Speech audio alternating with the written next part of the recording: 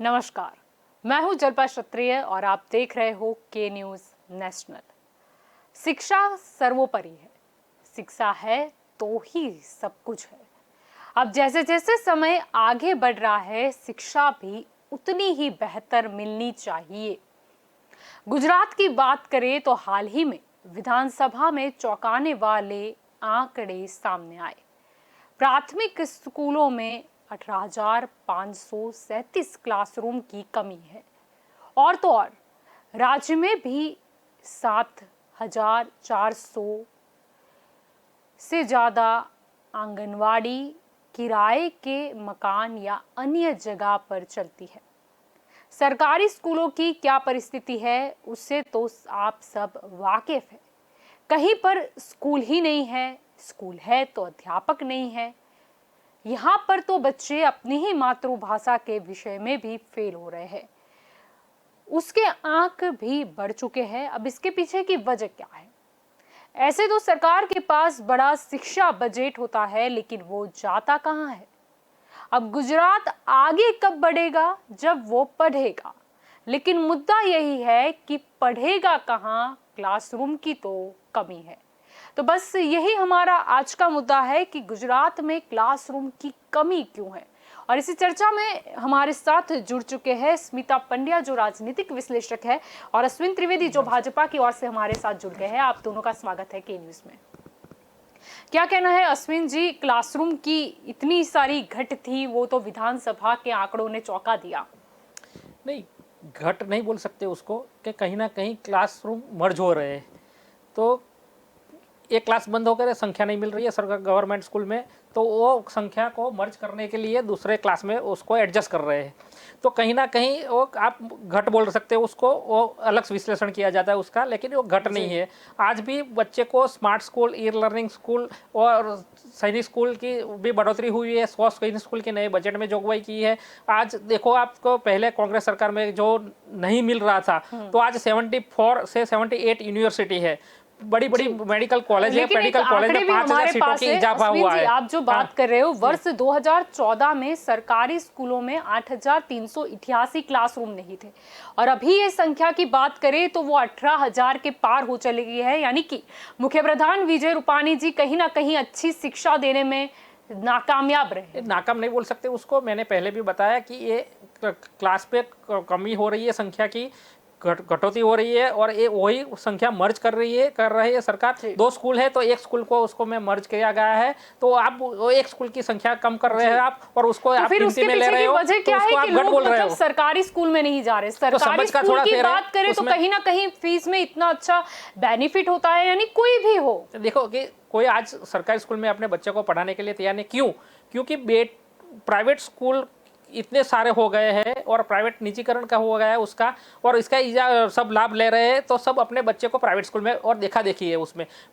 Government school में infrastructure अच्छा है, गवर्नमेंट स्कूल में टीचर्स क्वालिफाइड होते हैं। प्राइवेट स्कूल में आप बीए बीएड लोग नहीं होते। प्राइवेट सरकारी स्कूल में बीए बीएड, एमए बीएड और एमएससी बीएड टीचर से, मैथ्स के टीचर से अलग है, इंग्लिश के टीचर अलग है, फिर भी वहाँ आप अपने बच्चे को नहीं भेज रही है। और प्राइवेट में भेजने का जो देखा देखी का एक परंपरा का एक जो अपने का आसपास का माहौल जो बना के रखा हुआ है सबने, और जो अपने कई बच्चे को कहीं ना कहीं बेटर जो एजुकेशन देने की होड़ में लगे हुए हैं, तो उसमें कहीं ना कहीं सरकारी स्कूल छूट रही है। प्राइवेट स्कूलों में तो ऐसा कोई प्राधान्य नहीं होता कि बीएड कंपलसरी हो या फिर भी अपने बच्चे को आप देखो कि वहाँ प्राइवेट में पढ़ाते हैं तो अनक्वालिफाइड मतलब ये टीचर हुआ नहीं कि होते अच्छा वहाँ। शिक्षण मिलता होगा, जैसे कि उसकी क्वालिफिकेशन है कि भाई बीएड पास होना चाहिए, तो उस हिसाब से तो शायद सारे पेरेंट्स भी समझदार है, वो तो फिर सरकारी स्कूल में ही रखेंगे ना। फिर कमी कहाँ से आई? जितने भी अभी ब्यूरोक्रेट्स है, आईएएस है, आईपीएस है, जितने अच्छे डॉक्टर्स है, तो वो कहीं ना कहीं सरकारी स्कूल से जुड़े हुए हैं। मैं भी एक सरकारी स्कूल में पढ़ के आगे आया हूं। कहीं ना कहीं वो जो आप बात कर रहे हो आईएएस आईपीएस, क्या उनके बच्चे सरकारी स्कूलों में गए या फिर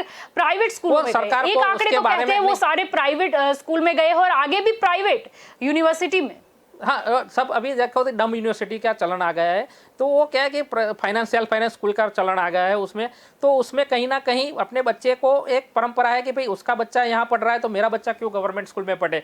जो जिसकी पहुंच नहीं होती वो माँ बाप भी आज अपना कर्ज करके कर्ज करके अपने बच्चे को गवर्नमेंट स्कूल में नहीं भेजते, प्राइवेट स्कूल लेकिन में ये जो भेजते, होड़ तो है उसके वो कहीं कारण ना कहीं जवाबदारी सरकार की नहीं है, अपने माँ बाप की अपनी सोच की है, तो सोच बदलनी तब चाहिए। लगती हो ना, जैसे आप प्राइवेट स्कूल या प्राइवेट यूनिवर्सिटी की बात करें तो वहां पर एजुकेशन का तो पता नहीं, लेकिन इंफ्रास्ट्रक्चर जो अट्रैक्टिव इंफ्रास्ट्रक्चर होता है तो सरकारी स्कूल में वो नहीं है, क्योंकि सरकारी स्कूल की हालत खस्ता है। खस्ताल नहीं, आज ई लर्निंग स्कूल के तरफ जहाँ जुड़ा हुआ है, तो जहाँ ई लर्निंग स्कूल नहीं है, इंटरनेट नहीं है, तो वहाँ टीवी पे एजुकेशन दिया जाता है। अब देखो ऑनलाइन जो एजुकेशन बच्चे को मिल रहा है, तो कहीं ना कहीं बच्चे को इंटरनेट की जहाँ तकलीफ है, जो नेटवर्क नहीं आता है, तो वहाँ वो टीवी के माध्यम से भी पढ़ सकता है। गवर्नमेंट ने टीवी पर कई सारे प्रोग्राम चला रही है कि बच्चे को कहीं ना कहीं पढ़ाई से छूट न जाए, पढ़ाई से अलग न हो जाए, और कहीं ना कहीं उसका कोर्स न छूट जाए। बोल रहे थे वो कोरोना में शुरुआत में था कि हम ऑनलाइन शिक्षा देंगे, लेकिन उसके बाद तो कहीं पे नजर नहीं आया। और मुझे तो नहीं लगता कि बच्चों को जब क्लासरूम में ही दिक्कत होती है पढ़ने में, तो ऑनलाइन एक बार सिखाने में याद रह जाएगा। ठीक है, ऑनलाइन का मुद्दा हम आगे भी, दूसरे भी गेस्ट है हमारे साथ। स्मिता जी, आपका क्या कहना है? इतने सारे क्लासरूम की घट है, जो 2014 की बात करें तो 8,388 क्लासरूम नहीं थे, और अभी संख्या देखें तो 18,000 है। यानी कहीं ना कहीं मुख्य प्रधान विजय रूपाणी जी की राज्य में जो शिक्षा है वो काफी डाउन चली गई है। जी जल्पा, सही बात यह है कि हर गांव में एक स्कूल होनी चाहिए। गांव-गांव में स्कूल हो तभी गांव के बच्चे पढ़ सकेंगे। ज़्यादातर हम देखते हैं कि एक गांव से दूसरे गांव तक पढ़ने जाने के लिए बच्चों को माँ बाप नहीं भेजते हैं। जैसे ज़्यादातर तो लड़कियों को नहीं भेजते हैं। भाई साहब ने बोला कि मर्ज किए जाती है स्कूल क्यों मर्ज किए जाती है? क्योंकि वहाँ पूर्ति छात्राओं नहीं मिलती या स्टूडेंट नहीं मिलते। क्यों? क्योंकि वहाँ प्राथमिक सुविधाएं भी नहीं होती है। जहाँ जिस स्कूल में पूर्ति सुविधाएं होती है वहाँ अच्छी तरह से गांव में बच्चे वहाँ पढ़ने जाते हैं। लेकिन हम जहाँ भी जाते हैं गांव में या कोई स्कूल में, जब भी जाती हूँ स्कूल में, गांव की स्कूल में देखने, तो वहाँ पूर्ति प्राथमिक सुविधाएं भी नहीं होती है, पानी की भी सुविधाएं कहीं नहीं होती है। घर से बच्चे पानी भर के जाते हैं तो वहाँ पानी पीते हैं। टॉयलेट बाथरूम की भी पूरी व्यवस्था नहीं होती, और लड़के और लड़की की भी अलग व्यवस्था नहीं होती है। ऐसे जैसे प्राथमिक सुविधाएं जो है वो स्कूलों में होनी चाहिए। और जो स्कूल का इंफ्रास्ट्रक्चर है, स्कूल का जो बिल्डिंग है ना, वो इस प्रकार का होना चाहिए कि वहाँ हर जगह हर क्लास के बच्चे अलग अलग पढ़ सकें। लेकिन कहीं भी देखते हैं ना तो वो 3-4 क्लास साथ में इकट्ठा करके वहाँ पढ़ाते हैं। तो क्या स्कूल में टीचर की भी कमी है और क्लासरूम की भी कमी है, तो साथ में बिठा के वो हम कैसे एजुकेशन देंगे? भाई साहब ने बोला कि जो भी आईपीएस है, जो भी अभी आगे बढ़े हैं, जो नेता है, सभी ऑफिसर्स है, वो सरकारी स्कूल में पढ़ रहे हैं। सरकारी स्कूल में सरकारी स्कूल में बहुत ही अच्छा एजुकेशन दिया जाता था। लेकिन अभी क्या है कि जो प्राइवेट स्कूलों को वजूद देने के लिए जो सरकारी स्कूलों है उसमें सुविधाएं खत्म कर दी गई है, इसलिए प्राइवेट स्कूलों को ज़्यादातर महत्व दिया जाता है। तो हम समझ सकते हैं कि जो भी गांव में स्कूल है या शहर के नज़दीक के जो गांव है उसमें भी स्कूल में जो प्राथमिक सुविधाएं होगी तो जरूर बच्चे वहां पढ़ने जाएंगे। जी अच्छा अश्विन जी, एक और चीज के जब विधानसभा में आंक बताए जा रहे थे तब 5 मार्च 2021 को जो आंक बताए गए वो कुछ अलग थे, और 15 मार्च यानी कि 10 दिन बाद ही जो आंक बताए गए वो अलग थे। इसमें मेरे पास पूरा डेटा है, और उसका अगर हम टोटल देखें तो 5 मार्च को जो मतलब घट बताई गई थी वो 18,537 थी, ठीक है। और 15 मार्च को जो मतलब संख्या बताई गई मतलब वर्गखंड के घट की वो 9,405 थी, यानी कि डिफरेंस आता है 9,132 का। यानी 10 दिन में क्या स्कूल खड़ी हो गई, मतलब क्लासरूम खड़े हो गए? नहीं, कहीं ना कहीं चूक होती है ब्यूरोक्रेट से। तो देखें विधानसभा में सिस्टम होता है कि LAQ जिसको भी रखना है, विरोध पक्ष को रखना है, शासक पक्ष को रखना है, तो जो जिस डिपार्टमेंट का LAQ होता है उस डिपार्टमेंट के मंत्री जी को उसकी जान करनी पड़ती है, एंडवास जान करनी पड़ती है कि ये हमारे का डिटेल है, हमको इतनी दिन में प्रोवाइड करना है। तो LAQ में सब वहाँ आ जाता है डिटेल्स। तो डिटेल निकालने में कहीं ना कहीं चूक हुई होगी। इतना सारा डिफरेंस नहीं होता है, 9,000 क्लासेस का डिफरेंस नहीं होता है। ही कह रहे हैं, आप देख सकते जी। तो कहीं ना कहीं से कंप्यूटर की मिस्टेक हुई है, स्लिप ऑफ पेन हुई है कहीं से, और कोई ब्यूरोक्रेट से या अधिकारी से कोई जांच करने में तो कोई रुकावट आ गई होगी वहाँ, और या उसका गलतफहमी हो गई होगी। जी, पर जैसे 333 है, इसके बदले शायद हो सकता है उन्होंने 433, इस तरीके की कंप्यूटर मिस्टेक हो सकती है ना। जैसे जामनगर है उसमें 391 है, फिर 15 मार्च को 233 बताया गया। राजकोट है उसमें 449 था, विजय रूपाणी जी के राजकोट में, जो जिसको 193 कर दिया गया। यानी कहीं ना कहीं ऐसा था कि डबल काउंट कर दिया गया होता तभी आधी संख्या रह गई होती। नहीं, आप आधी देखते हो 9,000 से 18,000 का डिफरेंस जो होता है, तो उसमें कहीं ना कहीं डबल काउंट किया। जो तहसीलवार जिलावार जो भी आता है, सिटी वाइज जो भी आता है, जो आंकड़े आते हैं, उसमें कहीं ना कहीं डबल का गिनती कर दिया होगा किसी ने, या किसी ने लिखने बैठे होंगे तो कहीं ना कहीं स्लिप ऑफ पेन हो गई होगी उसकी। स्लिप ऑफ पेन, लेकिन विधानसभा के फ्लोर पर ये कैसे नहीं हो सकता, नहीं होना चाहिए। तो उसकी भी जांच सरकार कर रही है, इसकी भी जांच कर रही है, और उसका भी डिपार्टमेंट से जवाब मांगा हुआ है आज, उसका भी जवाब मांगा हुआ है। और जो भी अगर उसमें कसूरवार होगा उसको सजा करेंगे या कोई दंडनीय कार्यवाही करेंगे, अगली बार ऐसे कोई चूक ना हो उससे। तो शिक्षा मंत्री का भी ध्यान नहीं गया क्या?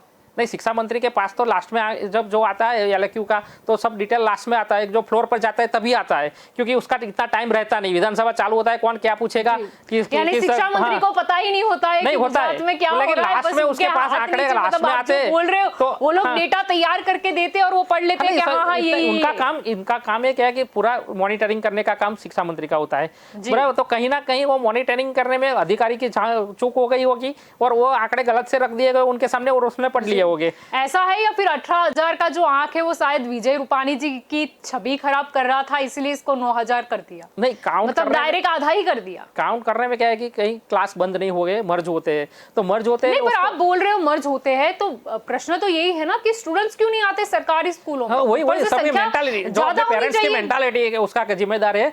कहीं ना कहीं वो मेंटालिटी का जिम्मेदारी है कि भाई मेरे बच्चे को मैं प्राइवेट स्कूल में पढ़ाऊंगा, क्योंकि मेरे बाजू वाला प्राइवेट स्कूल में जाता है, मेरे कर्मचारी बाजू में होता है, उसका लड़का प्राइवेट स्कूल में जाता है, तो वो कहीं देखा देखी की बात होती है उसमें, कि वो पैसों की अहमियत जो है वो बहुत भली भांति जानती है। नहीं, लेकिन अपने बच्चे को जो एजुकेशन देने के बात आती है तब सब अपने औकात नहीं होती है, उससे ज्यादा खर्च करते हैं। आप यानी एजुकेशन सरकार मुफ्त में दे रही है, सरकार किताबें मुफ्त में दे रही है, सरकार उसको साइकिल भी मुफ्त में प्रोवाइड कर रही है, छात्रा को भी फी नहीं भरने की होती है, आंगनबाड़ी के बच्चे को भी फी नहीं होती है, उसमें दोपहर का लंच होता है, दोपहर का लंच होता है, फिर भी ऐसी फैसिलिटी सरकार देती है, बिजली फ्री होती है, वहाँ कंप्यूटर होता है, स्मार्ट टैबलेट दिया है अभी सबको, एक 8वीं क्लास में बच्चे वाले को तो टैबलेट दिया हुआ है सरकार ने। इतनी सारी फैसिलिटी मिलने के बाद भी जो पेरेंट के माइंड में होता है कि भाई अपने बच्चे प्राइवेट स्कूल में ही पढ़ेंगे, क्यों कि मेरे बाजू वाला प्राइवेट स्कूल में पढ़ रहा है, तो वही कहीं ना कहीं चूक अपने पेरेंट्स की सोच की होती है। सोच बदलना चाहिए, विचार बदलना चाहिए, और सरकार पर ट्रस्ट रखना चाहिए। बात की है, एक और डेटा है हमारे पास, विधानसभा का ही है, ये मैं घर से नहीं लाई हूँ। 7,400 से ज्यादा जो आंगनवाड़ी है वो कहीं ना कहीं किराए के मकान पे या अन्य किसी जगह पे जाती है।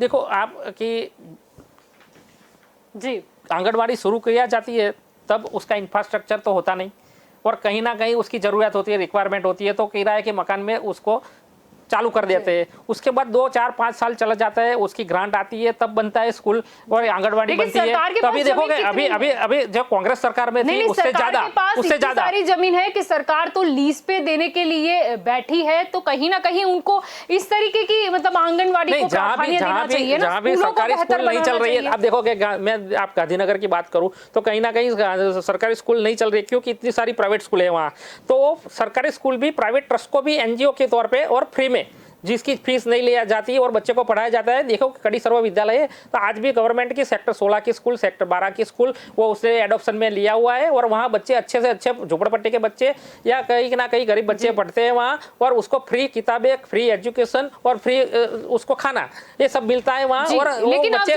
मैं भी वहाँ जाता हूँ, कई बार जाता हूँ प्रोग्राम में, तो देखता हूँ बढ़िया से चल रहा है वो स्कूल। आपने बहुत अच्छा मुद्दा निकाला। आप जो बात कर रहे थे कि गरीब बच्चों की, तो कहीं ना कहीं ऐसे भी किस्से सामने आए हैं कि उनके साथ भेदभाव होता है, उनको लास्ट बेंच पे बिठाया जाता है, उनको दूसरे बच्चों से अलग रखा जाता है। ये कितना उचित? नहीं, ये उचित नहीं है, और ऐसा होना भी नहीं चाहिए, ऐसा होना भी नहीं चाहिए। कहीं ना कहीं 0.01% कहीं ना कहीं मिस्टेक किसी से कहीं ना कहीं होती है, या कोई बच्चे भेदभाव करते, शिक्षक नहीं करते, माँ बाप नहीं करते हुए, लेकिन बच्चे कहीं ना कहीं बोलते मैं इसके साथ नहीं बैठूंगा, मैं इसके साथ नहीं बैठूंगा, ऐसा बचपना होता है। आप देखो कि बचपन में आप चॉइसेबल होता है कि मेरे को यही फ्रेंड के साथ बैठना है, मेरे को यही लड़की के साथ बैठना है, या यही मेरी क्लासमेट है उसके साथ ही मेरे को टाइम पास करना है, स्पेंड करना है। तो वो ऐसे तय करते हैं कि मैं इसके साथ बैठूंगी। क्लास वाले तय नहीं करते, टीचर तय नहीं करते। चलो आप जो बोल रहे हो कि बच्चे, तो क्या बच्चे बोलेंगे वो टीचर करेंगे? नहीं, या टीचर बोलेगी कि ये यहाँ पर बैठेगा तो ये वहाँ पर बैठेगा। होती है कि भाई नहीं पढ़ता है बच्चा को बोले कि मैं इसके साथ ही पढ़ूंगी,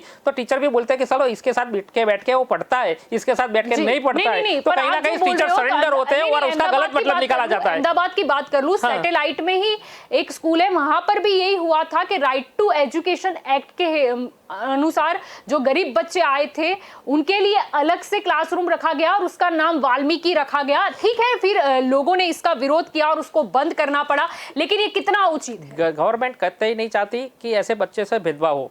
राइट टू इक्वल एजुकेशन सबको मिलना चाहिए, इक्वल एजुकेशन मिलना चाहिए और उसका राइट है। जो आरटीआई की तरफ बच्चे आते हैं वो कहीं ना कहीं बहुत ब्रिलियंट बच्चे होते हैं, उसको प्राइवेट स्कूल में आम बच्चों के साथ बिठाया जाता है कि वो अपने आप सामान्य प्रवाह में उसको सम्मिलित किया जाता है और अब बच्चे आगे बढ़ते हैं उसको देख के।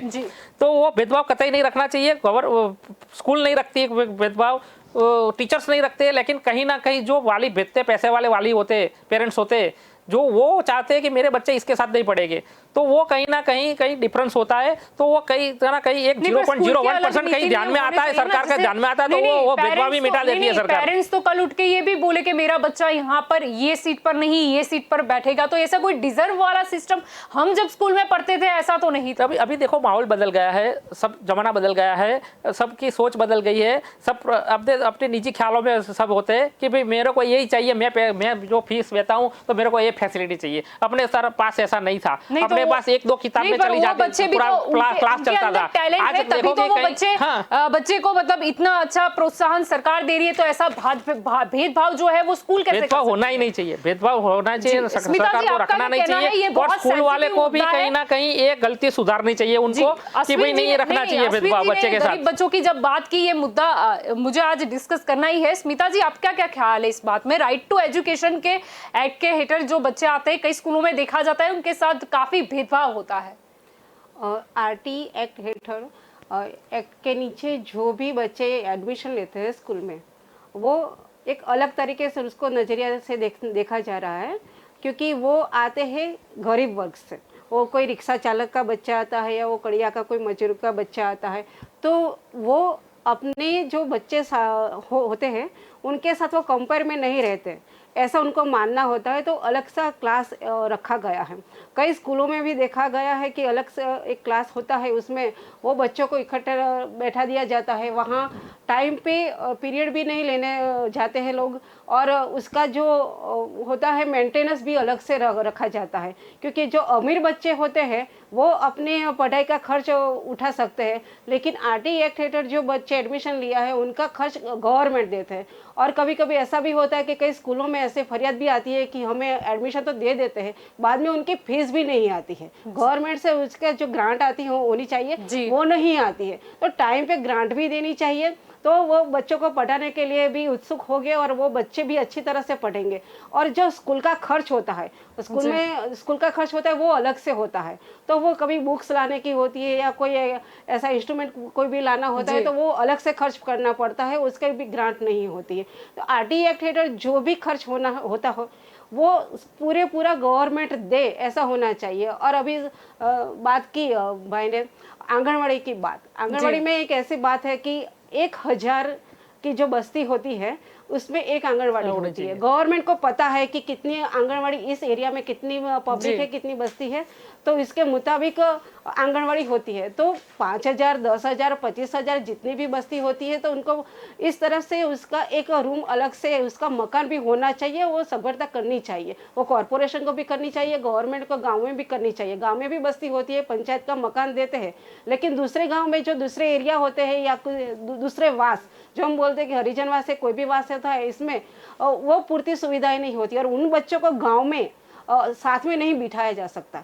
वो ऐसा बोलते हैं कि पुरानी जमाने की बात कर रही हो आप। अभी ऐसा कुछ भेदभाव होता ही नहीं है जातिवादी का। कभी देखा है हमने, वहाँ जाके फरियाद भी आई है कितनी भी बार। अभी आपने न्यूज में भी पढ़ा होगा शायद, कहीं ना कहीं कहीं इंटीरियर गांव में कुछ ऐसा कोई चल रहा होता है तो सरकार उसको ध्यान में लेती है और उसका प्रश्न का निराकरण करती है सरकार। उसमें उस बच्चों के साथ आरटी के बच्चों के साथ नहीं बिठाया जा सकता।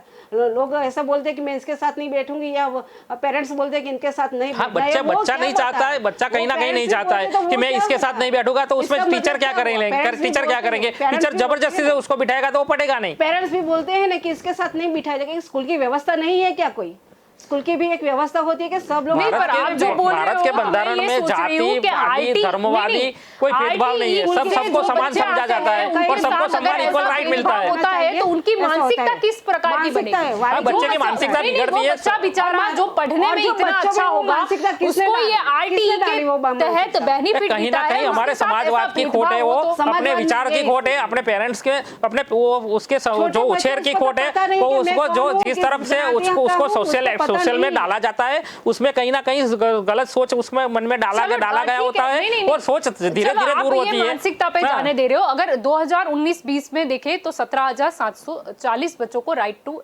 एजुकेशन के हेठन उनको दिया गया था एडमिशन। 2020-21 की बात करें तो वो आंक है 14,340, यानी कि 3,400 जो विद्यार्थी है उनको कम एडमिशन दिया गया है। कम एडमिशन नहीं दिया उनको, कहीं ना कहीं गवर्नमेंट में अच्छी तरफ एडमिशन मिल गया, नजीक के स्कूल में मिल गया, या अपने मोहल्ले में के बाहर जो स्कूल होती है उसमें एडमिशन मिल गया, तो दूर नहीं भेजते लोग। और जो प्राइवेट स्कूल होती है बढ़िया, वो कहीं ना कहीं शहर से सिटी से दूर होती है। आप देखो तो उसका ट्रांसपोर्टेशन का जो भी होता है वो पेरेंट्स नहीं बेयर कर सकते। तो अभी आप क्या देखो कि जो भी बच्चे राइट टू एजुकेशन में पढ़ते हैं उसको एडॉप्शन किए करते हैं, तो जो अच्छे लोग होते हैं, उद्योगपति लोग होते हैं, कंपनियां होती है, कंपनी का सीएफ फंड होता है, चैरिटी फंड होता है कंपनी का, और 2% चैरिटी फंड उसमें डालते हैं। तो कहीं ना कहीं ये भेदभाव मिट रहा है, कहीं ना कहीं भेदभाव मिट रहा है। कहीं चलो फीस ना देनी हो पर वो ट्रांसपोर्टेशन भारी पड़ जाता है, तो आई थिंक सरकार को ये भी व्यवस्था करनी चाहिए ना उन बच्चों के लिए। हाँ जी, सरकार का नियम है, सरकार का नियम है कि उसको नजीक के स्कूल में उसको 3 किलोमीटर के एरिया में उसको एडमिशन मिलना चाहिए। तो 3 किलोमीटर एरिया में जो संख्या कंप्लीट हो जाती है उसको एडमिशन नहीं मिलता, तो उसको दूर जाना पड़ता है। तो दूर जाने का बेयर नहीं कर पाते वो। आप जो बोल रहे हो एक एरिया में, आप जो बोल रहे हो तो इतने बच्चे तो होंगे नहीं, और हम भी देखते हैं कि ऐसा नहीं है कि एक एरिया में एक ही स्कूल। नहीं, सब लोग चाहते हैं कि प्राइवेट में पढ़े। देखो आप आज गवर्नमेंट में कोई पढ़ना ही नहीं चाहता है। मैं सही बात बताऊं, सोशल जो आप कहीं ना कहीं जुड़े होते हो तो सबकी सोच यही होती है कि गवर्नमेंट को ऐसी स्कूल बनानी चाहिए, गवर्नमेंट ने बढ़िया से बढ़िया स्कूल बनाई। गवर्नमेंट के कॉलेजेस देखो आप, गवर्नमेंट की यूनिवर्सिटी देखो, गवर्नमेंट की मेडिकल कॉलेज देखो, तो बढ़िया से बढ़िया सी सुविधा वहां मिलती है, लेकिन अपनी मानसिकता नहीं बदलते लोग, पेरेंट्स लोग, तो उसके कारण कहीं ना कहीं गवर्नमेंट बदनाम होती है उसके कारण। और गवर्नमेंट के इंफ्रास्ट्रक्चर अच्छे होते हैं, गवर्नमेंट के टीचर्स अच्छे होते हैं, गवर्नमेंट ई स्कूल से जुड़ा होता है, स्मार्ट स्कूल से जुड़ा होता है, फिर भी वहाँ संख्या नहीं मिल रही है। फीस के मुद्दे पे हम देखते हैं कि अभी फिलहाल कोरोना की हम बात ले रहे तो इतना सारा हंगामा हो गया था फीस के मुद्दे पर ही। यानी आप बोल रहे हो, मुझे नहीं लगता ऐसा कोई होड़ में उतरेगा कि मतलब मुझे प्राइवेट में ही जाना है अगर मुझे कम पैसे में गवर्नमेंट की तरफ से। और वो ऐसा नहीं है कि गवर्नमेंट एहसान कर रही है, शिक्षा देना गवर्नमेंट का कर्तव्य है, वो दे रही है। मुझे नहीं लगता आप जो बोल रहे हो मेंटालिटी के नहीं प्राइवेट में ही पढ़ाएंगे, तो ये फिर गवर्नमेंट को सोचना है कि मतलब जिनके पास पैसे नहीं है वो भी क्यों नहीं, वो तो पता जिसके पास पैसा नहीं है बच्चों को प्राइवेट उसके लिए सरकार व्यवस्था करती है, उसके बच्चे की जिम्मेदारी सरकार लेती है, उसको बच्चे को पढ़ाती भी सरकार फ्री में है। और देखो गरीबी रेखा के नीचे भी जितने लोग हैं उसको कहीं ना कहीं शिक्षण से कोई छूट न जाए, कहीं ना कहीं सामान्य प्रवाह में वो जुड़ जाए और अपने शिक्षा पाके वो काम धंधे पे लग जाए, ऐसी गवर्नमेंट की सोच है। तो गवर्नमेंट उसकी सोच के मुताबिक उसका इंफ्रास्ट्रक्चर तैयार करती है, उसका टीचर्स तैयार करती है। अभी देखो टीचर्स की 8,500 टीचर्स की नई भर्ती गवर्नमेंट को अब गुजरात ला रही है। तो कहीं ना कहीं जो खोट है पड़ी हुई है गवर्नमेंट की में कि कहीं रिटायर्ड टीचर हो गए और उसके बाद नई भर्ती नहीं हुई कहीं, तो वो भर्ती करके वो गैप है फुल कर रही है सरकार कहीं ना कहीं, और बच्चे कहीं ना शिक्षा के से अवगत ना हो जाए, ऐसी बात सरकार कर रही है कि भाई सबको राइट टू एजुकेशन मिलना चाहिए, इक्वल राइट टू एजुकेशन मिलना चाहिए और सही मिलना चाहिए और टाइम सर मिलना चाहिए उसको। तो उसकी व्यवस्था जिम्मेदारी सरकार निभा रही है और बहुत अच्छी तरह से सरकार अपने काम कर्तव्यों को बढ़ा रही है। मतलब 8,500 शिक्षक की आप बोल रहे हो, वो भर्ती की तो चलो बात हुई है, लेकिन कब भर्ती? ये ऐसी बात तो हम कई सालों से सुनते आए हैं। नए सत्र से उसका अमल चालू हो जाएगा। उसकी एग्जाम लेने की तैयारी हो रही है, उसको फॉर्म भी बाहर निकाल गए दिए है, वो भरने का तैयार चालू है, अभी आप प्रोसीजर चालू है गवर्नमेंट का। तो कहीं ना कहीं वो खोट अपने को वो फुलफिल हो जाएगी। रही बात अपनी कि क्लास मर्ज हो रहे तो उसको ई स्कूल से, स्मार्ट स्कूल से कहीं ना कहीं डाल रहे हैं। और गवर्नमेंट में आप मेरी बात सुनो जलपा जी, मायने में आप देखो तो वो गवर्नमेंट का माइनस पॉइंट है। क्लास मर्ज संख्या नहीं है करके आप बोल रहे हो क्लास मर्ज करने हैं, तो कहीं ना कहीं गवर्नमेंट फेल हुई है। क्यों कोई पेरेंट्स अपने बच्चों को गवर्नमेंट स्कूल में नहीं डालते? गवर्नमेंट लोगों की सोच फेल हो रही है कहीं ना कहीं ज्यादातर जो लोग हैं वो गवर्नमेंट स्कूल में ही पढ़े होंगे, तो फिर अब वो खुद के बच्चों को क्यों नहीं डालना चाहिए? हाँ, वही बात है कि वही मेंटालिटी नहीं सुधारते वो कि भाई आपने, हाँ, तो कहीं ना कहीं देखा देखी होती है, कहीं ना कहीं वाद होता है, कहीं ना कहीं वो एक सुपीरियर कॉम्प्लेक्स होता है उसमें कि भाई मेरा बच्चा ये स्कूल में पढ़ता है, मेरा बच्चा वो स्कूल में पढ़ता है। तो वो दिखा देखी की बात है, सोशल अनबैलेंसिंग की बात है वो कि भाई नहीं, कहीं ना कहीं अपने को सबसे ऊपर दिखाना है। तो वो दिखा देखी जो करते हैं वो अपने बच्चे को कहीं ना कहीं अपने जो हैसियत नहीं होती है उससे ज्यादा उसका खर्च करते हैं। और गवर्नमेंट की स्कूल ऐसे ही खाली पड़ी है। तो आज देखो मेरे पास आ जाओ, गांधीनगर में शहर सेक्टर में एक स्कूल है, अहमदाबाद में वार्ड वाइज स्कूल है म्युनिसिपैलिटी की, तो आप देखो वहाँ संख्या नहीं मिल रही है। और उससे भी बेहतर जो खराब हालत में जो प्राइवेट स्कूल होती है कि जिसका इलेक्ट्रिक पंखा भी नहीं चलता है, वहाँ क्लास में आप 50-50, 60-60 लोग देखोगे। ये क्या है? वो मानसिकता क्या है? ये मानसिकता जो पेरेंट्स की होती है कि प्राइवेट स्कूल है जिसमें पंखा भी अच्छे से नहीं चल रहा है, हाँ। वहां पे भी संख्या ज्यादा है। इसका मतलब तो ये हो गया कि कहीं ना कहीं, चलो इंफ्रास्ट्रक्चर भी गवर्नमेंट स्कूल का हम अभी साइड में रख देते हैं, हम आएंगे उस मुद्दे पर बाद में आएंगे। तो गवर्नमेंट स्कूल में अध्यापक अच्छा नहीं पढ़ा रहे या फिर अध्यापक नहीं है इसीलिए बेचारे पेरेंट्स प्राइवेट स्कूल में क्वालिफाइड अध्यापक है और अच्छे जिम्मेदारी से पढ़ाते हैं, अपना कर्तव्य निभाते हैं। आप मेरे साथ चलो, आज भी मैं बताता हूं कि 1 लाख स्क्वायर मीटर वाली स्कूल है गांधीनगर में, 50,000 स्क्वायर मीटर वाली स्कूल है, मैदान है, वहाँ इंफ्रास्ट्रक्चर है, 25-30 क्लास है, उसमें से 2 क्लास चल रहे हैं, फिर भी गवर्नमेंट वो चला रही है। 2 क्लास है वहाँ चलता है, बाकी का सब क्लास बंद पड़े क्योंकि संख्या नहीं है वहाँ। तो फिर भी गवर्नमेंट वहाँ चलाती है, NGO से टाइप करके चलाती है। और आप मेरे साथ चलो कि वो जो प्रिंसिपल होता है ना, वो अपने बच्चे को ज्यादा अच्छे से अच्छा और बहुत क्वालिफाइड एजुकेशन दे। चलो ये तो आपने ये तो आपने गांधीनगर की एक की ही बात की, गुजरात की बात करें तो क्या स्थिति है? स्मिता जी आपका क्या कहना है? हाल ही में हम देखते हैं कि मीठाखली में जो स्कूल थी प्राइवेट कॉरपोरेशन की स्कूल थी, शाला नंबर 20, उनको बंद करके वहाँ प्राइवेट स्कूल शुरू कर दिया गया। प्राइवेट स्कूल के NGO को दिया हुआ है चलाने के लिए, NGO को चलाने के दिया है, वो गवर्नमेंट की पॉलिसी है। जो कॉर्पोरेशन की स्कूल थी उसको बंद करके जो वहाँ आजू बाजू के जो गरीब बच्चे थे वहाँ पढ़ने आते थे और वहाँ प्राइवेट स्कूल कर दी। उसकी फीस और उसका मेंटेनेंस भी इतना होता है कि वो गरीब बच्चे वहाँ पढ़ने के लिए नहीं चाहते, उन बच्चों को अलग स्कूल में जाना पड़ा।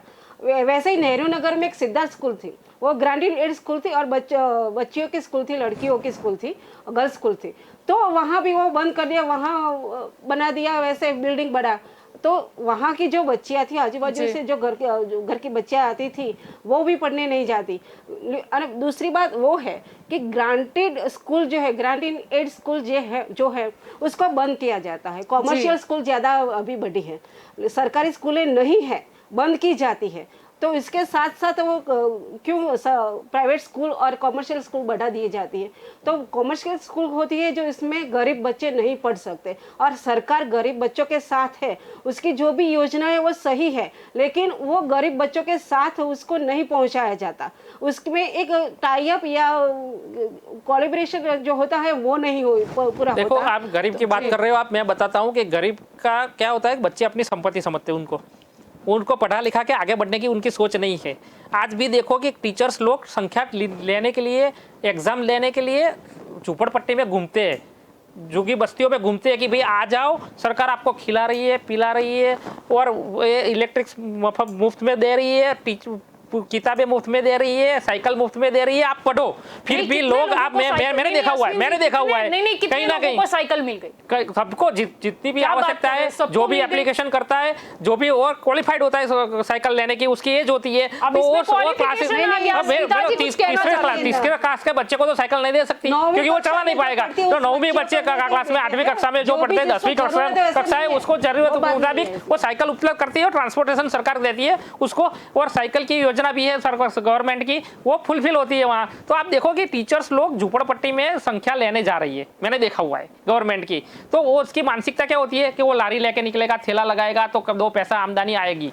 तो वो बच्चे को संपत्ति समझते हैं, बच्चे को वो पढ़ा लिखा के आगे बढ़ने की उसकी सोच नहीं है। वो सोच बदलनी चाहिए पेरेंट्स की कि बच्चे को आगे पढ़ा लिखा के आगे बढ़ेगा तो देश आगे बढ़ेगा, देश आगे बढ़ेगा तो उसका भी विकास होगा, जो देश का विकास होगा। नहीं, चलो हमको देश को आगे बढ़ाना है, चलो सबसे पहले देश को अभी आगे बढ़ाना ही है, लेकिन उसके लिए जरूरी है कि हमारा राज्य आगे बढ़े। अब राज्य कैसे आगे बढ़ेगा? पढ़ने से बढ़ेगा, और पढ़ेंगे कहाँ? क्लासरूम में। क्लासरूम की तो कमी है, क्लासरूम ओवर है जो मर्ज किया गया है, ओवर है। 18,000 बंद क्यों किए कि वो संख्या नहीं थी, वहाँ संख्या नहीं मिल रही थी, इसीलिए बंद करना पड़ा। मिल रही, आप सोचिए कि आज 20 क्लास बंद पड़े हुए, 2 क्लास चालू है, ऐसी स्कूल है। आप इमेजिन कीजिए कि गवर्नमेंट स्कूल की ऐसी कैसी खस्ता हालत होगी कि खस्ता हालत नहीं, लोगों की मानसिकता की हालत खस्ता हो गई है।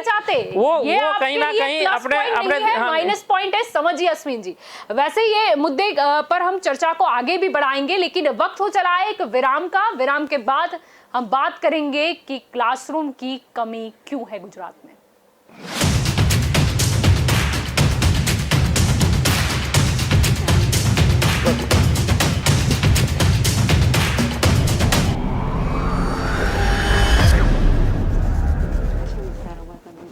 કારણ એ જ છે કે અહીં 1,24,000 કિલોમીટરના સરસ મજાના રસ્તાઓનું નેટવર્ક છે. નિર્ણાયક મુખ્યમંત્રી શ્રી વિજયભાઈ રૂપાણી અને નાયબ મુખ્યમંત્રી શ્રી નીતિનભાઈ પટેલના પ્રગતિશીલ નેતૃત્વમાં સમગ્ર ગુજરાત ડામરના પાકા રસ્તાઓના નેટવર્કથી ગૂંથાઈ ગયું છે. નાગરિકોને ટ્રાફિકથી તકલીફ ન પડે એ માટે ઓવરબ્રિજ અને અંડરબ્રિજ બાંધવામાં આવી રહ્યા છે. અમદાવાદ રાજકોટ વચ્ચેની સફરમાં તો હવે જરાય સફર નહીં થવું પડે. તમામ મહાનગરો, બંદરો, ઔદ્યોગિક વિસ્તારો, પ્રવાસન અને યાત્રાધામોની યાત્રા વધુ આરામદાયક બનશે. અમદાવાદથી મેહોણાનો માર્ગ પણ 6 માર્ગીય થઈ રહ્યો છે. પ્રધાનમંત્રી અને મુખ્યમંત્રી ગ્રામ સડક યોજના જેવી લોકપ્રિય યોજનાઓથી માર્ગોની ગુણવત્તામાં સુધારો થઈ રહ્યો છે. એટલું જ નહીં, બુલેટ ગતિએ થઈ રહ્યું છે અમદાવાદ મુંબઈ બુલેટ ટ્રેનનું કામ. ઉત્તમથી સર્વોત્તમ સુધીની સફર માટે માર્ગ મકાન વિભાગે ₹11,185 કરોડની જોગવાઈ કરી છે.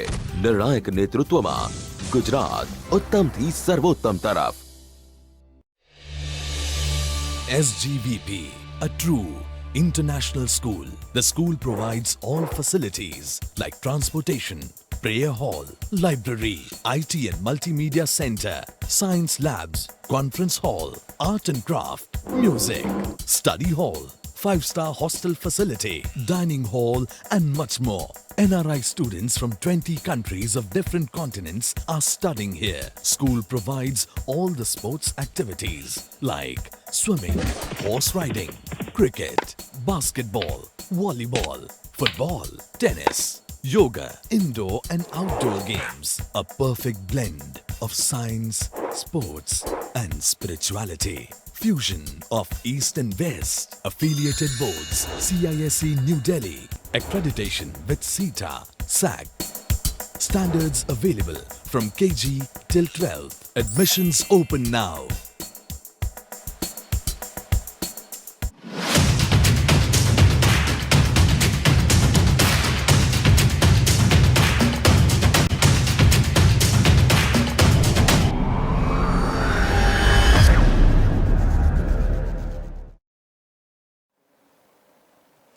Welcome back. आप देख रहे हो दंगल देश का। आज का हमारा मुद्दा है कि गुजरात में क्लासरूम की कमी क्यों है। अब इस चर्चा को हम आगे बढ़ाएंगे। शुरुआत करते हैं, स्मिता जी आपसे ही शुरुआत कर लेते हैं हम।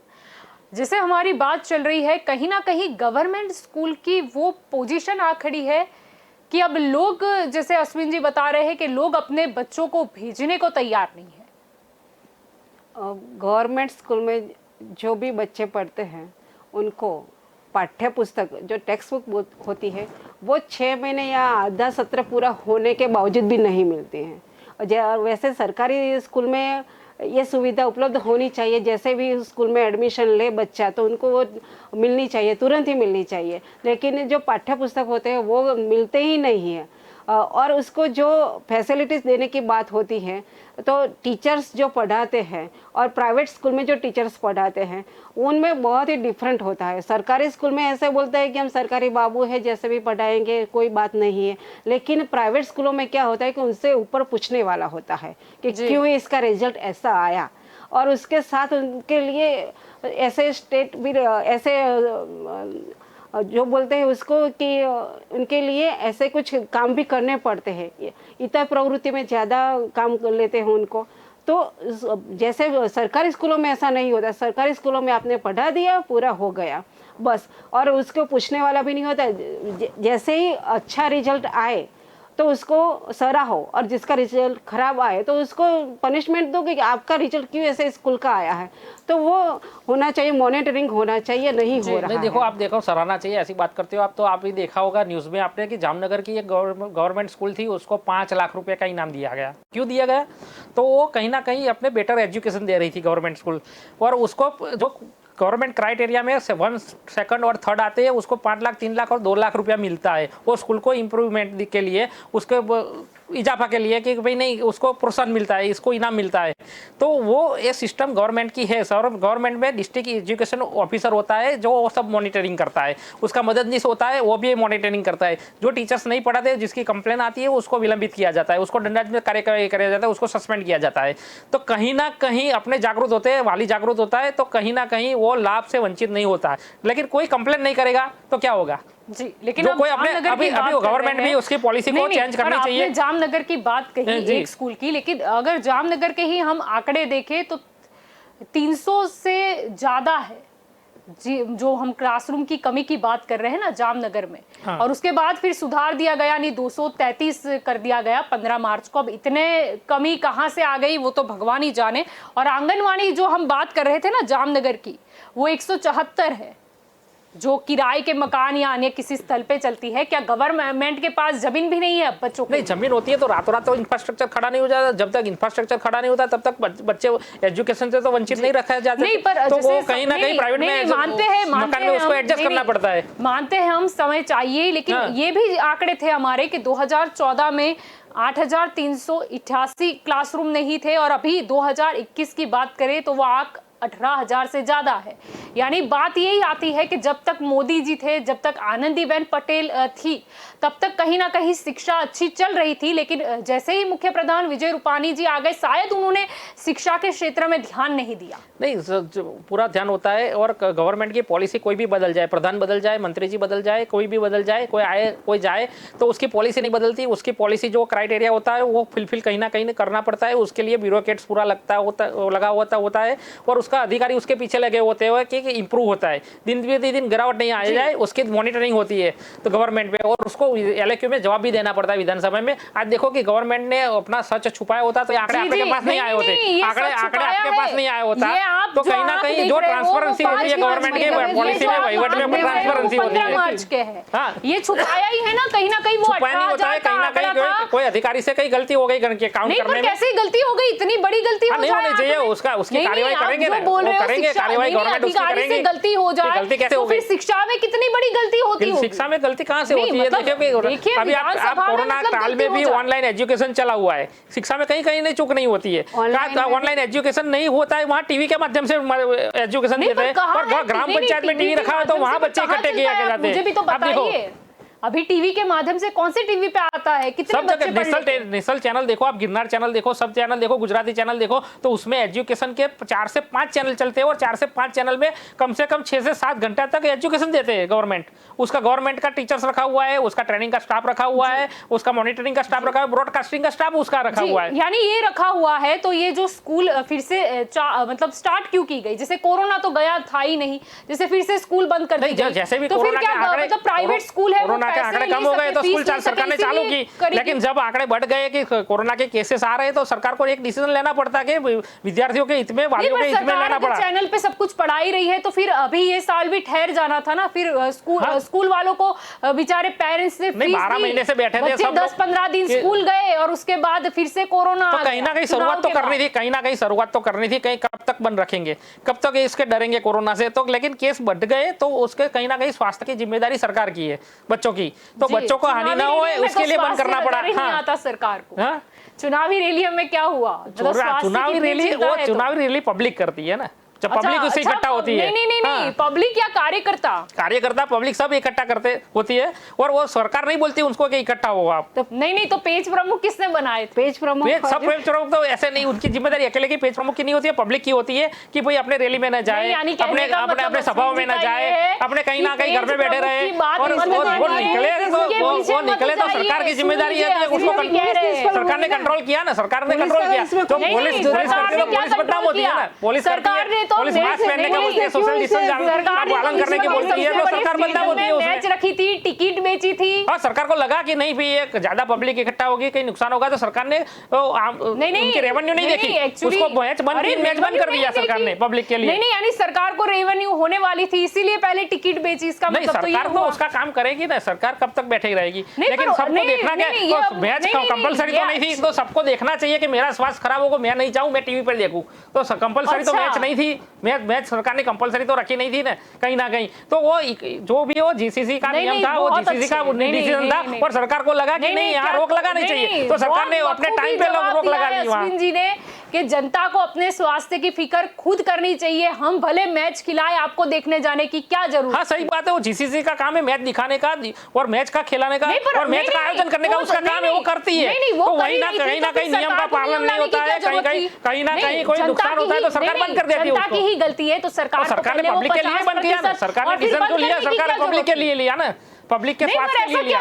मतलब पहले तो जनता, आपके मुख्य प्रधान तो कह ही चुके हैं कि जनता ऐसा होने वाला है, इसके कारण बंद करो, एक कोई बात नहीं होती। आप देखो क्या था वो जो मतलब विजय रूपाणी जी ने पोस्ट किया था, थैंक्स टू जीसीए, मतलब क्या था? मतलब मुख्य प्रधान को अब थैंक्स कहना पड़ेगा या मुख्य प्रधान की सत्ता चलेगी गुजरात में कि कोरोना है नहीं होगा, ये सब आभार प्रकट करना ये भारतीय संस्कृति की बात है और वो क्या प्रोटोकॉल की बात है। तो उन्होंने के अपने अच्छे नेचर के कारण कहीं ना कहीं उसको थैंक्स बोला, लिखा कि भाई आपने पब्लिक को बंद करके हमारा सपोर्ट किया, तो उसके लिए आपकी धन्यवाद करते हैं। रूपाणी जी को थैंक्स बोलना पड़ा, उसका कारण क्या अच्छा नेचर था या फिर बीसीसीआई में जो बैठे थे वो कहीं ना कहीं उनके जो बड़े गुरु है उनके सुपुत्र है, इसीलिए उनको थैंक्स करना पड़ा। सरकार उसमें नियमों में कहीं से शर्म नहीं रखती है, कोई आका नहीं होता है सरकार का रूल्स एंड रेगुलेशन होता है, उसका पालन करना होता है सरकार को। और पब्लिक सरकार की सर्वोपरि है और पब्लिक को देखना होता है सरकार को, वो जीसीसी का नहीं देखना है और सरकार को नहीं। पब्लिक सर्वोपरि है तो फिर इतने सारे क्लासरूम की घट क्यों है? मतलब क्लासरूम कहीं ना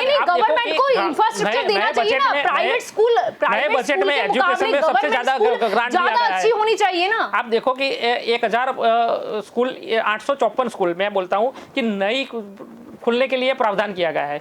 आप देखो कि नई यूनिवर्सिटी बनाने के लिए प्रावधान किया गया है, नई मेडिकल स्कूल कॉलेजेस बनाने के लिए प्रावधान किया गया है, 5000 मेडिकल सीट्स बढ़ाई है। तो उस 5000 सीट बढ़ेगी, उसके पीछे इंफ्रास्ट्रक्चर बढ़ेगा ना, उसका बजट भी बढ़ेगा। तो उसका हर साल आता है, हर साल उसमें इजाफा होता है। आप देखो 10%, 5%, 7% जैसा एजुकेशन में बढ़ोतरी होती है। 2014 के 8,388 जो अभी हम 2021 में देखें तो ये 18,000 डबल से भी ज्यादा हो गया। अगर हर साल बजट आता है तो वो बजट कहाँ गया? आप देखो कि कहीं ना कहीं नई स्कूल बन रही है, आप कहीं ना कहीं निकलो डेवलपिंग चल रहा है, कहीं ना कहीं रोड रास्ते बन रहे हैं, कहीं पे इंफ्रास्ट्रक्चर इतना ज्यादा बढ़ रहा है कि गवर्नमेंट पूरी ग्रांट, पहले लेफ्ट जाती थी ग्रांट, आज कांग्रेस सरकार में क्या होती है कि जो भी ग्रांट होती है लेफ्ट जाती थी, कोई एमएलए उसका सांसद उसका ग्रांट पूरा करता नहीं था। आज का एमएलए हमारा इतना जागरूक है कि उसकी तो ग्रांट इस्तेमाल करता है, जिसकी लेफ्ट जाती है उसकी भी लेके आता है और उसके एरिया में डेवलप करता है। जी बिल्कुल। लेकिन चलो 2014 के बाद हम देख ले 2021 आ गया है, ऐसे तो 7 साल हो गए, लेकिन फिर भी हम 5 साल गिन लेते हैं, लास्ट 5 साल तो सारे एमएलए जो है वो इस्तेमाल करते हैं। तो कितनी एरिया में कितनी नई सरकारी स्कूलें बन गई वो तो बताइए आप। सरकारी स्कूल नहीं बनती क्योंकि सरकारी के स्कूल में ग्रांट नहीं मिलती, बच्चे नहीं आते, ग्रांट की कमी है, कहीं ना कहीं ग्रांट की कमी है। मेरी बात सुनो कि कि कहीं ना कहीं संख्या नहीं मिल रही है, तो नई स्कूल बनाने की जरूरत नहीं है। वो जो स्कूल है उसको चलाने की बात है, उसमें संख्या लाने की बात है। तो कहीं ना कहीं सरकार को पॉलिसी में चेंजेस लाना चाहिए मेरे ख्याल में, कि भाई बाबुओं का बच्चा है तो उसको गवर्नमेंट स्कूल में पढ़ाओ, तभी पता चलेगा कि हाँ, तभी पता चलेगा उनको कि गवर्नमेंट स्कूल में कितना इंफ्रास्ट्रक्चर है, कितना टीचर्स है, कितने एजुकेशन मिल रहा है, और क्या क्या मॉनिटरिंग हो रहा है। विजय रूपाणी जी को आपको अपील करनी पड़ेगी कि वो बोले कि जो भी आईएएस आईपीएस है उनके बच्चे सरकारी स्कूल में, हाँ, उसका कंपलसरी कर देना चाहिए, तो उसको पता चले। मुख्य प्रधान जी का अच्छा नेचर है, तो वो थैंक्स टू वो आईपीएस को मतलब टैग भी कर सकते हैं। हाँ, सही बात है जी। हाँ, तो उसको कहीं ना कहीं अपील करना है, उसको पॉलिसी भी लाना चाहिए गवर्नमेंट को। मैं आपके माध्यम से उनको अपील भी करता हूं आज कि एक शिक्षा में नई व्यवस्था में उसका नए नियम में ये शामिल करना चाहिए। नहीं अश्विन जी, एक और तकलीफ हो गई, आप अपील कर रहे हो लेकिन इतने क्लासरूम तो है नहीं, तो वो वाले बच्चे कहाँ बैठेंगे? क्लासरूम मर्ज हो रहे हैं, आज संख्या बढ़ेगी, क्लास बंद बढ़ेगी। आज मैं देखता हूँ कि 20 क्लास है तो 2 क्लास चल रहे हैं, 18 क्लास बंद पड़े, तो 18 क्लास चालू हो जाएंगे ना। आज देखो कि 2 क्लास के बच्चे 1 क्लास में ले लेते हैं। हर तहसील में, हर सिटी में, हर 1 किलोमीटर में स्कूल सरकार की है, 2 किलोमीटर में सरकार की स्कूल है। अब देखो माध्यमिक स्कूल 3 किलोमीटर में है, तो वो स्कूल कहीं ना कहीं बंद पड़ी है, वो चालू हो जाएगी संख्या मिलने से के कारण, और इंफ्रास्ट्रक्चर बढ़ेगा। और अकेली सरकार की जिम्मेदारी है, अकेली सरकार की जिम्मेदारी नहीं है, उसमें संख्या डाइवर्ट हो, इसीलिए सरकारी स्कूलों को अपडेट नहीं किया जा रहा। कहीं ना कहीं सरकार ये नीतियों का भोग बनती है सरकार, और सरकार बदनाम होती है। देखो कि कहीं ना कहीं व्यवस्था तंत्र में बैठे लोग कहीं ना कहीं निजीकरण के मामले में अपने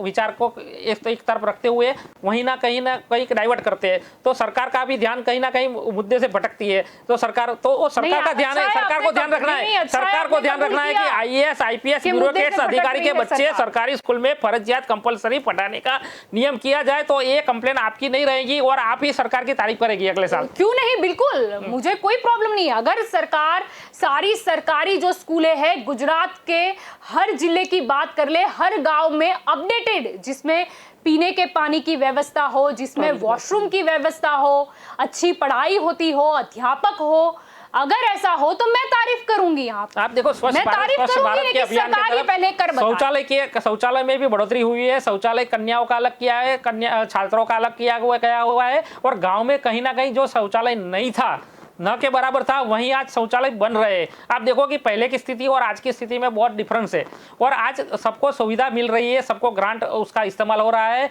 और कहीं ना कहीं इंफ्रास्ट्रक्चर का बढ़ोतरी हो रही है, उसका लाभ पब्लिक को मिल रहा है। आप इंफ्रास्ट्रक्चर की बात कर रहे हो, हम स्कूल की भी बात कर ले। जैसे आप बोल रहे थे हर साल बजट के आंकड़े हमने भी देखे हैं, उस आंक के हिसाब से कितना काम हुआ है या नहीं हुआ ये तो जनता को भी दिख जाता है। और आप जो बात कर रहे हो सारी योजनाओं की बात नहीं करते, लेकिन एजुकेशन की अगर 5 साल की हम बात कर ले कि सरकार ने क्या बातें कही थी और क्या देखने को मिला, तो ये देखने को मिला, ये आंख बंद होती स्थिति।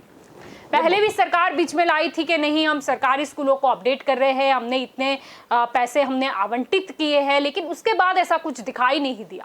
सरकार ने आज निजीकरण के माध्यम से उद्योगपतियों को उसके ओर आकर्षित किया हुआ है कि सरकारी स्कूल में पढ़ाने की जिम्मेदारी जो है वो आप उसमें लोग जन भागीदारी के तौर पे आप आइए, और आपका जो डोनेशन होता है आपका डोनेशन के माध्यम से सरकार उसका अच्छा से व्यवस्था तंत्र खड़ा करती है और उसका लाभ जनता को मिले, ऐसी कहीं ना कहीं व्यवस्था तंत्र सरकार ने रखी हुई है। तो आप देखो कि कहीं ना कहीं सीएफ फंड होता है, प्राइवेट कंपनी का, लिमिटेड कंपनी का सीएफ फंड होता है, उसमें 2% की जो प्रावधान है वो 2% में से 0.1% एक कोई कंपनी सरकार को देवे या गवर्नमेंट स्कूल में देवे, तो ये हालत सरकार की ओर से इतनी अच्छी हो जाएगी तो लोग प्राइवेट स्कूल भूल जाएंगे। आप बोल रहे हो ये प्रावधान है, यानी कहीं ना कहीं सरकार जो पैसे आवंटित करती है बजट के, सरकारी तिजोरी के, जो जनता के ही पैसे हैं टैक्स के, वो आवंटित करती है। इसके अलावा जो आपने बताया कि कंपनी की भी कुछ सोशल रिस्पॉन्सिबिलिटी होती है जिसके तहत वो पैसे देती है, तो वो पैसे कहाँ गए? तो अगर वो पैसे भी इतने सारे पैसे हैं तो फिर ये सारी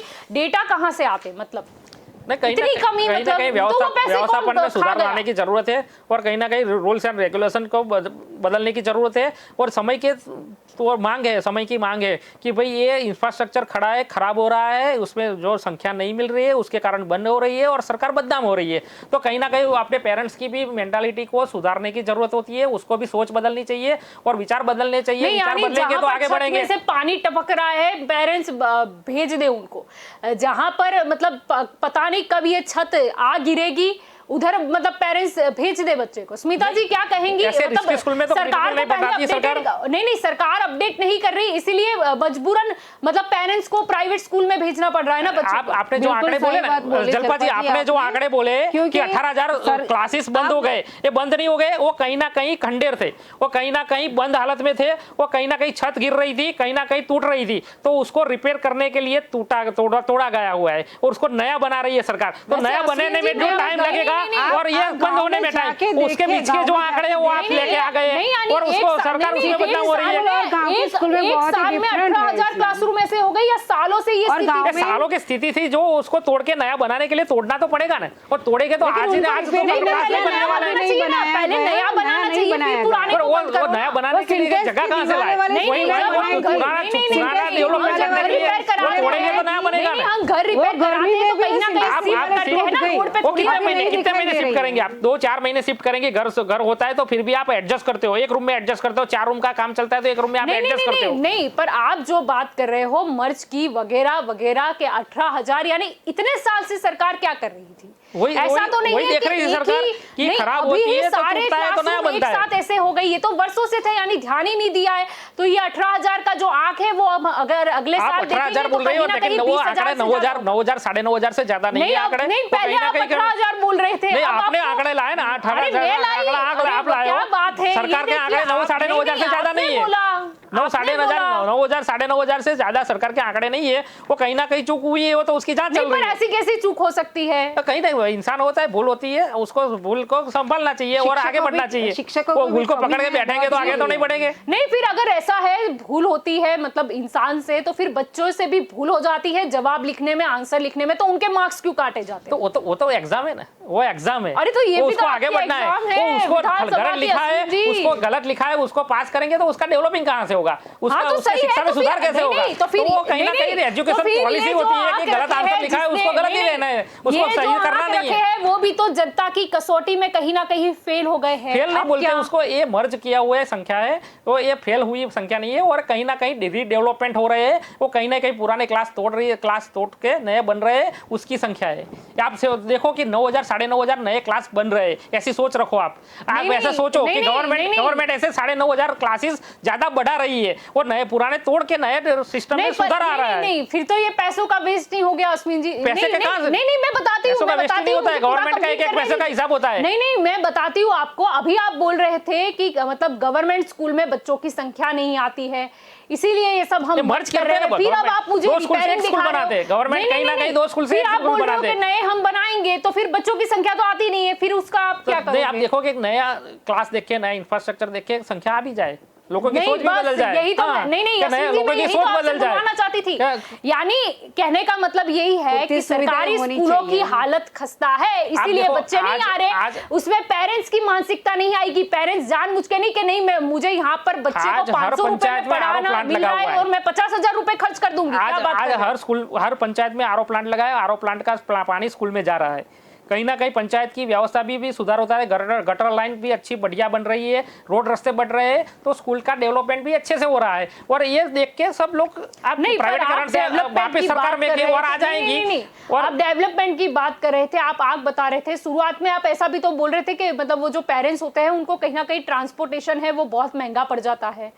हाँ, आने जाने का। आज देखो आप डीपीएस स्कूल में पढ़ाना है आपको, तो डीपीएस स्कूल के सिटी में तो है नहीं, पर मैं डीपीएस में क्यों पढ़ाऊं? नहीं, उसको राइट टू एजुकेशन में, उसको राइट टू एजुकेशन में जाना है। 5% 2% में उसको जाना है, वहाँ एडमिशन लेना है, तो उसको बाहर जाना पड़ेगा ना। तो उसको सरकार उसके रेसिडेंस से वो स्कूल तक तो उसको भेजने की व्यवस्था सरकार कैसे करेगी? तो स्कूल की व्यवस्था है, तो स्कूल की व्यवस्था है, ये गवर्नमेंट का ट्रांसपोर्टेशन चलता है, उसका उपयोग करना चाहिए। आप बोले कि मेरे को स्कूल दूर पड़ रहा है तो आप नजीक में ले लो ना एडमिशन, नजीक में क्यों नहीं ले रहे हो? और सरकार को बदनाम कर रहे हो। तो नहीं है दूर भेजने का, अगर सरकारी स्कूल सब अच्छी बनाई, सब नाम का वो है, सबको अपने बच्चे को डीपीएस में पढ़ाना है, सबको अपने बच्चे को इलवुड में पढ़ाना है, सबके जमनादास में पढ़ाना है, तो गवर्नमेंट स्कूल में कौन जाएगा? एक जैसी स्कूल होनी चाहिए ना सरकारी, मतलब उसमें कोई कुछ भी वो नहीं होना चाहिए ना, तो सब नजदीक में ही भेजेंगे बच्चों को। आज देखो कि आज भारत के आजाद होने में 50-60 साल लग गए। 50-60 साल में जो क्लासेस बने थे और कहीं ना कहीं टूटने वाले हैं। टूट भी गए हैं और उसको रीडेवलपमेंट किया जाता है, रीडेवलपमेंट किया जाता है, उसकी ग्रांट में बढ़ोतरी की है और हाँ, तो वो क्लास बंद नहीं किए जाते, उसको रीडेवलपमेंट किए जाते हैं। तो आप क्लास तोड़ेंगे, वो नया बनाने के लिए क्लास तोड़ना जरूरी है, वो क्लास तोड़ेंगे तो आप बोलेंगे कि क्लास बंद कर दिया, उसकी उसका गलत आंकड़े आप लाके रखते हो। मेरा कहने का ये मतलब है कि रह के रूपानी जी अब जागे। नहीं जागरूक, सरकार तो जागती है, सरकार जागती है तभी तो उसको प्रजा वोट देती है। सरकार सरकार ने अच्छा काम किया तभी तो उसके इतना वोट दिया। आप देखो कि हर तालुका में, हर जिला पंचायत में, नगर पालिका में, महानगर पालिका में सरकार बहुमती से आ रही है। क्यों आ रही है? कि कहीं ना कहीं आरोग्य अच्छा मिल रहा है, शिक्षण अच्छा मिल रहा है, ट्रांसपोर्टेशन अच्छा मिल रहा है, इंफ्रास्ट्रक्चर ज्यादा मिल रहा है, रोड रास्ते अच्छे मिल रहे हैं। ये उसकी का तो कारण है कि इतना वोट भारतीय जनता पार्टी की सरकार को मिल रहा है। आपको ये नहीं सोचना चाहिए कि आपको इतने सारे मत मिल गए, आपको ये सोचना चाहिए कि इतने सारे लोगों ने फिर एक बार आप पे भरोसा किया है, तो आपकी जिम्मेदारी कितनी कहीं ना कहीं अच्छा काम सरकार ने किया तभी लोगों ने भरोसा किया है ना। नहीं, पर ये 18,000 आप जो गिनवा रहे हो ऐसा तो है नहीं कि 18,000 9,000 साढ़े 9,000 के आंकड़े हैं और 18,000 आप बता रही हो, उसका आंकड़ा 9 साढ़े 9,000 से कम ज्यादा नहीं है और वो भी मर्ज किया गया है, वो संख्या है और वो भी रीडेवलपमेंट वाली संख्या है, कहीं बंद नहीं किए हुए हैं। फिर 5 मार्च को हमको ये पिक्चर क्यों बताई? ये कहीं ना कहीं कंप्यूटर की मिस्टेक होगी। अरे कंप्यूटर मिस्टेक कैसे कर सकता है? तो इंसान कोई गलती तो होती है ना, वो पकड़ के ले ही बैठे जाते हैं ना, वो पकड़ के आप आगे बढ़ोगे नहीं कि ये पकड़ के बैठ गए कि ये गलत क्यों किया, गलत क्यों किया, गलत क्यों किया, तो आगे ही नहीं बढ़ेंगे। वो गलत किया उसके कारण इंक्वायरी बैठेगी, इसके बाद तो जो भी अधिकारी ने गलत किया, गलत आंकड़े पेश किए, उसका सिस्टम में कोई उसका कहीं खराबी आ गई है तो वो उसका जवाब सरकार मांग रही है ना। नहीं, पर और आज विरोध पक्ष भी बैठा है, विरोध पक्ष भी बैठा है, विधानसभा चालू है तो वहां भी आंकड़े आ जाएंगे। प्रश्न ये है कि जब ये आंकड़े प्रस्तुत किए जा रहे थे तब कहीं ना कहीं जितने लोग बैठे थे उसमें से किसी को पता ही नहीं चला कि नहीं ये तो गलत कुछ है इसमें, तब नहीं पता चला, मतलब 15 मार्च को पता चला। आपके माध्यम से लोगों को पता चल गया कि भाई नहीं ये आंकड़े कहीं ना कहीं गलत थे। आपके माध्यम से लोगों जनता जागी, आज चौथी जागीर का काम है आपका, लोगों को जगाने का काम है, सरकार को जगाने का काम आपका है, तो आप अच्छी तरफ से वो कर रही है ना, तो उसी के कारण तो पता चलता है, मीडिया के कारण, आज अखबार के कारण कि भाई छोटी छोटी घटनाएं छोटे छोटे गांव में घटती है तो सरकार की आंख खुल जाती है उसमें और सरकार उसमें इंप्रूव करती है। नहीं, सरकार की आंखें तो काम ही होता है पत्रकार का कि सरकार की आंखें खोले, लेकिन सरकार खुद से भी तो जग सकती है ना। सरकार जागी हुई है तभी तो इतने वोट मिले हैं सरकार को। नहीं, जागी हुई और वोट का कोई कनेक्शन होता है ना। आप जलपाल जी देखो कि आप कांग्रेस को क्यों वोट नहीं मिले, तो उन्होंने काम नहीं किया, उन्होंने डेवलपमेंट नहीं किया, उन्होंने कहीं ना कहीं प्रजा से विमुख हो गए। आज गुजरात की बात करें, पिछले 25 साल से तो आपकी सरकार है, तो 25 साल से अब डेवलपिंग देखो गुजरात का, आज 25 साल से गुजरात का डेवलपिंग देखो, हर क्षेत्र में आगे गुजरात, इंफ्रास्ट्रक्चर में आगे, आरोग्य में आगे। आज देखो कि केजरीवाल सरकार क्या कर रही है, मोहल्ला क्लिनिक चल रहे हैं, किस बेच पे चल रही है, तो हमारी वार्ड क्लिनिक है, यहाँ 78 वार्ड क्लिनिक है। अहमदाबाद में म्युनिसिपैलिटी एरिया में हर वार्ड में एक मोहल्ला क्लिनिक है। वो मोहल्ला क्लिनिक का कोई वो केजरीवाल सरकार ने नया नाम दिया, वार्ड क्लिनिक का मोहल्ला क्लिनिक कर दिया उन्होंने। वो केजरीवाल सरकार भी कहीं ना कहीं गुजरात मॉडल से जुड़ी हुई है और गुजरात को फॉलो कर रही है, तभी आगे। पर आप गुजरात मॉडल की बात करें, वो तो दिल्ली मॉडल लेकर यहाँ पर आए थे और सूरत में तो उनको अच्छा प्रतिभाव एक्सेप्ट किया, प्रजा ने एक्सेप्ट नहीं किया ना, पब्लिक ने एक्सेप्ट नहीं किया उसको। आप देखो कि कहीं ना कहीं उसकी डिपॉजिट हर जगह चली गई है, हर जगह उसकी डिपॉजिट चली गई है। सूरत में जो 27 सीटें मिली, सूरत की बात अलग है, वो एक जगह वो आ गया, वो एंटी जो मिली, वो सरकार के खिलाफ जो भी समाज के लोग थे वो सरकार के खिलाफ खड़े हो गए, उसको बेनिफिट मिल गया। नहीं, पर मतलब कहीं ना कहीं सरकार से नाराजगी तो थी ना, यानी कुछ कोई तो एक होगा लोग की ना, नाराजगी, वो उसका बेनिफिट एक जगह मिला, क्यों दूसरी जगह नहीं मिला, क्यों दूसरी जगह नहीं मिला? वो उसकी डिपॉजिट डूल हो रही है, इनके 400 लोगों की तो डिपॉजिट डूल हो गई है, उसका 27 सीट पे आप गिना रही हो कि 27 सीट आ गई, 27 सीट आ गई। नहीं, चलो डूल हो गई, डेवलपमेंट नहीं है ना। डिपॉजिट, चलो ये तो चुनाव का मुद्दा नहीं है, डिपॉजिट डूल हो गई। उससे अच्छा याद आया कि जो बेचारे पेरेंट्स ने स्कूल में फीस पे की थी, अब फिर से स्कूल बंद हो गई है और कोरोना के आंख देखते लग नहीं रहा है कि स्कूल को फिर से स्टार्ट किया जाए, क्योंकि बच्चों पे रिस्क नहीं उठाना चाहिए, तो कहीं ना कहीं उनकी भी तो फीस डूल हो गई। नहीं, फीस डूल नहीं होगी, उसको ऑनलाइन पढ़ाते हैं ना। अरे नहीं यार, ऑनलाइन नहीं अश्विन जी, ऑनलाइन तो आप पढ़ाते हो, फिर स्कूल भी पढ़ाएगी, मतलब ये तो कुछ समझ में नहीं आया। नहीं, जो भी स्कूल ने फी लिया है तो उसका कोर्स पूरा करने की जिम्मेदारी स्कूल की है और वो कहीं ना कहीं फुलफिल कर रही है और सरकार के नीति नियम का पालन कर रही है। आज बच्चे का रिस्क पहले देखती है सरकार, उसके बाद सब दिखा जाता है कि भाई बच्चा अच्छा जिंदा रहेगा, स्वस्थ रहेगा, स्वच्छ रहेगा, तभी तो वो स्कूल जा पाएगा ना,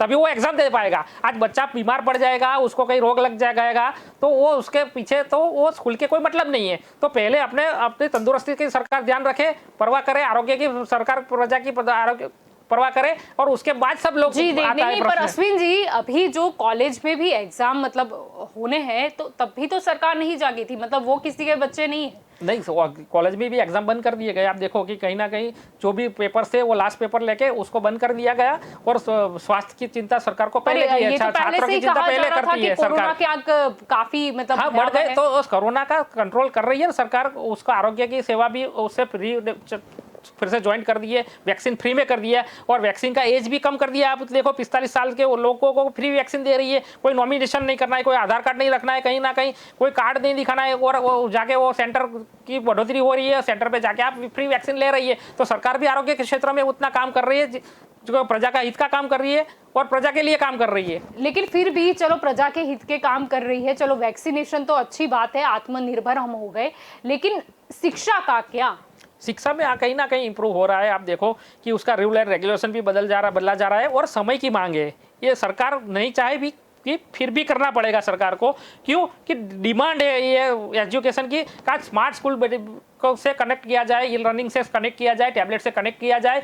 क्यों कि ऐसी महामारी कहीं ना कहीं वापस आ गई तो सरकार क्या करेगी, सरकार प्रजा को क्या मुंह दिखाएगी और बच्चे का एजुकेशन का क्या, तो नए तरीके से नए सोच की तरफ से देखना पड़ता है। हमको सपना दिखाया गया है कि ये जो 18,000 है और उसके बाद जो करेक्शन किया यानी कि 9,000 जो वर्ग खंड है, क्लासरूम है, उसकी मतलब घट है कहीं ना कहीं।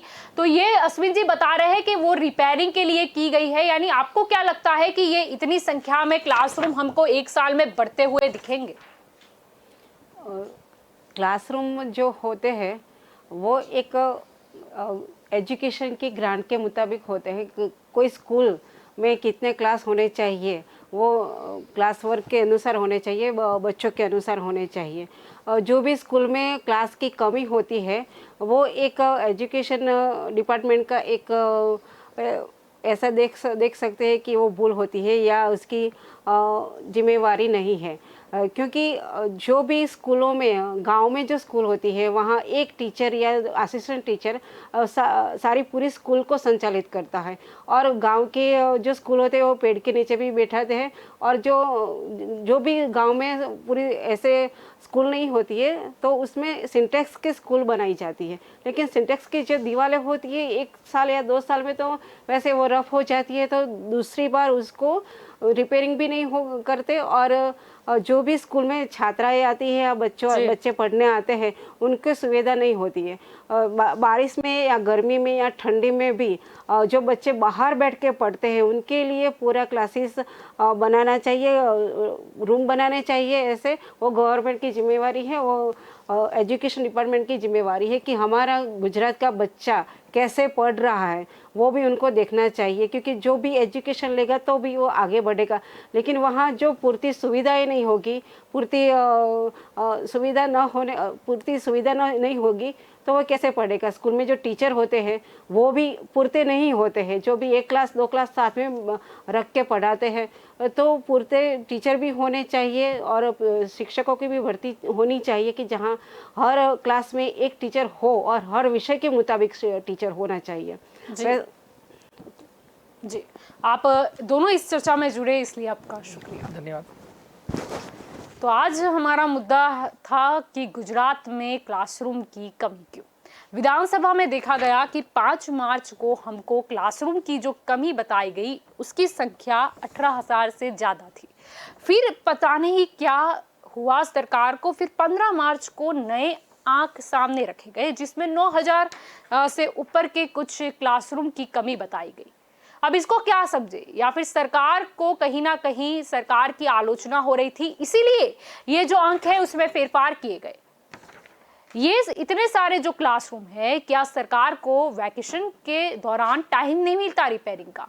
क्या जरूरी है कि बंद कर दे? क्या रिपेयरिंग इतनी हद तक करना पड़ रहा है कि उसको बंद ही रखा जाए कुछ महीनों के लिए? तो इतनी खराब क्लासरूम की सिचुएशन में पिछले साल तक बच्चे पढ़ रहे थे या अगले मतलब कुछ सालों तक उनको पढ़ना होगा। गुजरात में क्लासरूम की कमी क्यों है? अगर हम देखें तो 2014 में जो 8,388 क्लासरूम की कमी थी वो 2021 में 18,000 कैसे हो गई?